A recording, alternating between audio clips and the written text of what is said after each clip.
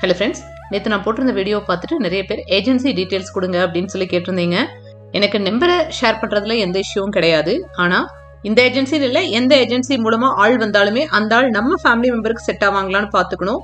ஆக்சுவலாக எங்கள் வீட்டில் எங்கள் மாமியாருக்கு மட்டும் கிடையாது, எங்கள் ஃபேமிலியில் இன்னும் நிறைய பேர் வந்து இந்த மாதிரி பெரியவங்களுக்கு வந்து ஆள் ஹையர் பண்ணியிருக்காங்க. ஒவ்வொரு வீட்டுக்கும் ஒவ்வொரு விதமான ஆள் வர்றாங்க.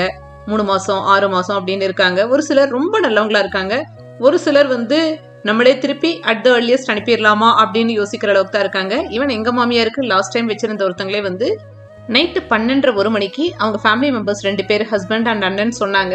அவங்க வந்து எங்க வீட்டு வாசல்ல வச்சு பிரியாணி இதெல்லாம் வந்து சாப்பிட்டுட்டு போயிருக்காங்க ஒரு 2 மணிக்கு. அப்படி இந்த சீனை வீட்டுக்குள்ள வயசானவங்க பார்த்துட்டு இருக்கும் போது அவங்களுக்கு எவ்வளவு பயம் இருக்கும் மனசுல.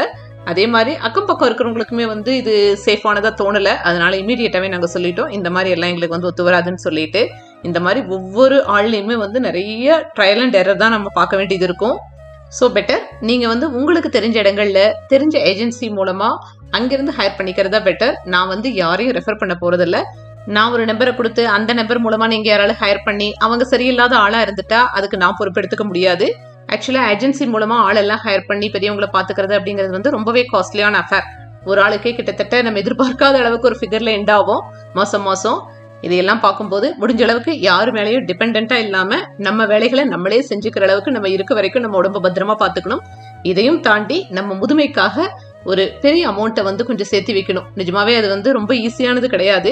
ஐ திங்க் இப்போ நம்ம பண்ற செலவுகளை எல்லாம் ஏதாவது ஒரு இடத்துல கொஞ்சம் கம்மி பண்ணி கட்டாயமா ஒரு சர்டன் அமௌண்ட்டை வந்து நம்ம முதுமைக்காக சேர்த்து வச்சே ஆகணும். நிறைய டைலாக்ஸ் வேணா கேட்டிருக்கலாம், இப்ப இருக்கிறத பார்க்கலாம் நாளைக்கு என்னன்னு தெரியாதுன்னு சொல்லிட்டு. ஆனா நாளைக்கு நம்ம இருந்துட்டோம் அப்படின்னா நிச்சயமா நமக்கான செலவுகள் வந்து அதிகமா இருக்கும். ஆக்சுவலா நம்ம கிட்ட நிறைய பணமோ சொத்தோ இல்ல மாசம் பென்ஷன் அப்படின்னு சொல்லிட்டு பேங்க் அக்கௌண்ட்டுக்கு ஏதாவது பணம் வந்து விழுந்தாலோ தப்பிச்சுக்கலாம். அதையெல்லாம் தாண்டி மாசம் வந்து சேலரி மட்டும் வாங்கிட்டு இருக்கோம் அப்படின்னா எந்த சேமிப்பும் இல்லை அப்படின்னா நம்மளும் நம்ம குழந்தைகளை வந்து சார்ந்து இருக்க வேண்டி இருக்கும் நாளைக்கு ஃபியூச்சர்ல.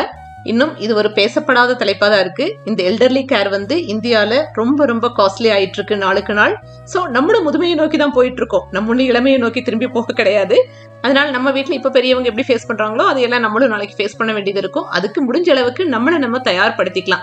இந்த கருத்துல ஒவ்வொருத்தரோட எண்ணங்களும் மாறுபட்டு இருக்கலாம். ஆனா இது என்னோட பிரசன்ட் அனுபவத்துல நான் லேர்ன் பண்ணிக்கிட்ட விஷயத்த உங்க கூட ஷேர் பண்ணியிருக்கேன்.